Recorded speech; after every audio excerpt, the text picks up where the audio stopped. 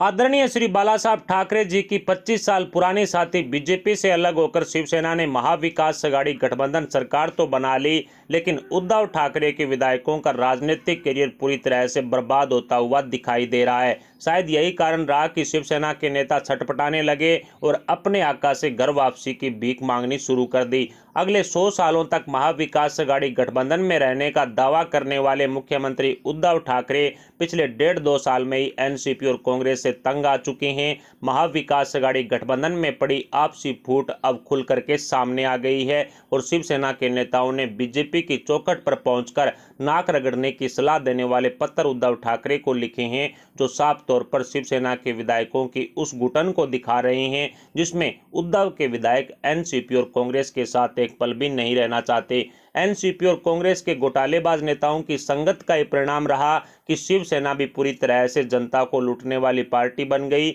और पिछले 1.5-2 साल में दर्जनों घोटालों के खुलासे हुए। अब इस लूट में जांच की आंच शिवसेना की बड़ी मछलियों तक पहुंचने का डर उद्धव के मंत्रियों को सता रहा है। दरअसल महाराष्ट्र में उद्धव सरकार में चल रही खींचतान के बीच में शिवसेना विधायक प्रताप सरनाईक ने मुख्यमंत्री उद्धव ठाकरे को एक पत्र लिखा है। इस पत्र में उन्होंने कहा है कि यदि शिवसेना प्रधानमंत्री नरेंद्र मोदी जी से जुड़ती है तो फायदे में रहेगी। एनसीपी और कांग्रेस अपना खुद का मुख्यमंत्री बनाना चाहते हैं। कांग्रेस अकेले चुनाव लड़ने का फैसला ले चुकी है और एनसीपी शिवसेना से नेताओं को तोड़ने की कोशिश कर रही है। ऐसा लगता है कि एनसीपी को केंद्र से परोक्ष समर्थन प्राप्त है, क्योंकि एनसीपी नेताओं के पीछे कोई भी सेंट्रल एजेंसी नहीं लगी हुई है। हम आप पर और आपके प्रतिनिधित्व पर विश्वास करते हैं, लेकिन कांग्रेस और एनसीपी हमारी पार्टी को कमजोर करने की कोशिश कर रही है। मेरा मानना है कि अगर आप प्रधानमंत्री नरेंद्र मोदी जी के करीब आते हैं तो बेहतर होगा। अगर हम एक बार फिर साथ आ गए तो फिर शिवसेना की पार्टी के लिए भी ठीक होगा, उनके कार्यकर्ताओं के लिए भी फायदेमंद होगा।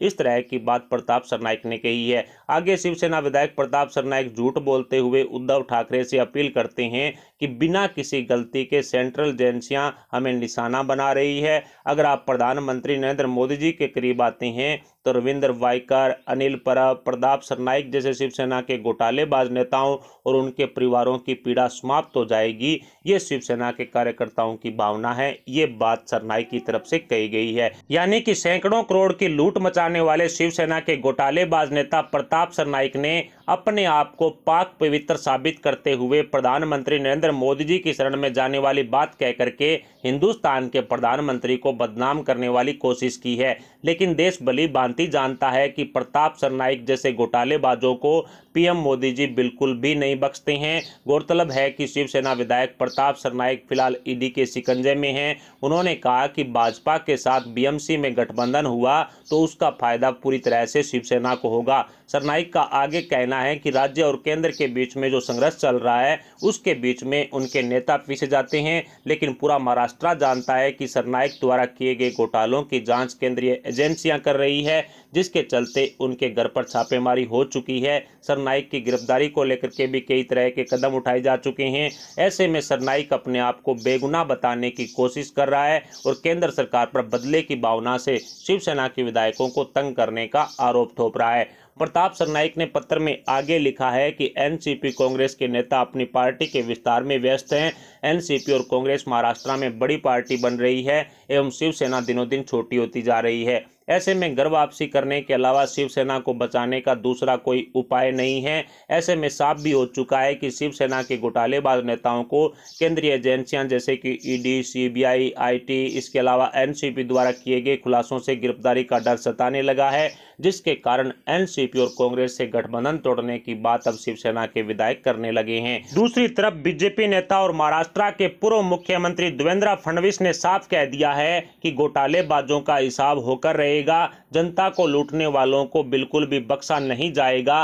बीजेपी के दरवाजे शिवसेना के लिए पूरी तरह से बंद हैं। कितने भी पत्थर लिख लो, जेल तो जाना ही पड़ेगा। हम महाराष्ट्र में चुनाव लड़ने के लिए सक्षम हैं और हमें शिवसेना की जरूरत नहीं है। आने वाले कोई भी चुनाव में हम शिवसेना के साथ मैदान में नहीं उतरेंगे।